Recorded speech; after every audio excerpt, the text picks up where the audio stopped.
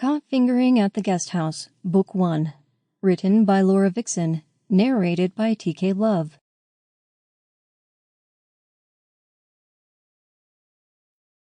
"Geez, can't I just stay at home?" Alicia complained in an exasperated voice. The 18-year-old girl stood staring at her parents as they sat on the couch. Her mother closed her eyes, but the older woman tried to stop her annoyance from showing as she opened them again to look at her daughter as she spoke. "You always loved coming away with us on our weekend trips before, Alicia," she said. "Why the sudden change of heart?" "Mom, I'm 18 now," Alicia replied, the exasperated tone remaining in her voice. "I'm surely old enough to be left on my own. It's not like I'm going to go wild or anything just because you're not here." She turned to look at her father as he joined in the conversation.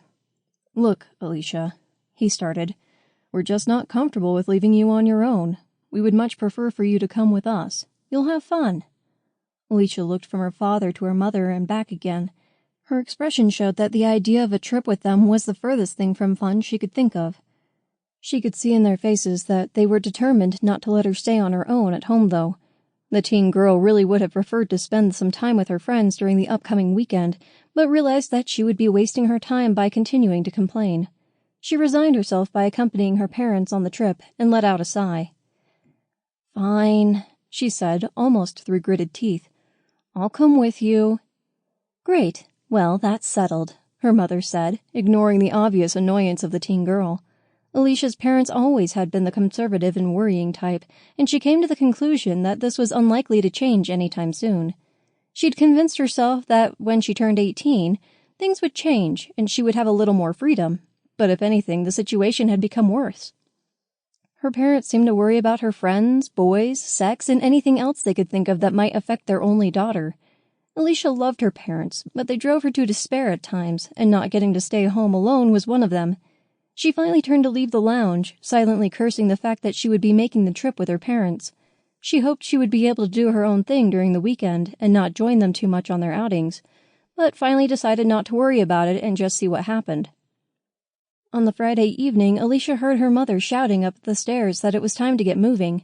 The teenage girl picked up her bag, went down to the lounge, and joined her parents as they walked out to the car. The inn they were staying at was around a 4-hour drive from their home, and it was almost 9 o'clock when they finally pulled into the driveway. "This looks really nice," Alicia's mother said as they got out of the car.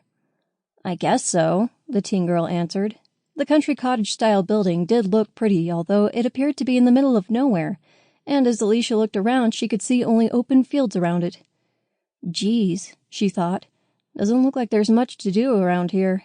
She turned at the sound of the front door of the property being opened. A pretty woman smiled at her, and Alicia smiled back. The woman looked to be in her late 30s and probably around twice Alicia's age, but her smile was nice, and the teen girl was surprised at the flicker of arousal she felt at the sight of the pretty face. Before the woman spoke, a man followed her out of the door. He looked to be much the same age as the woman, and Alicia was impressed by his muscular physique. Her sense of arousal grew at the sight of the handsome older man, although it all but disappeared at the sudden sound of her mother's voice saying hello. "Hi," the pretty woman replied. "I'm Josie, and this is my husband, Lucas." Alicia's father greeted the couple and introduced his family, following which he went to get the bags from the car, while Josie showed Alicia and her mother inside the property. The owner of the inn chatted pleasantly as she led them to their rooms, and the two men finally caught up carrying the bags. The couple helped Alicia's parents settle into their room and then showed the teen girl to hers.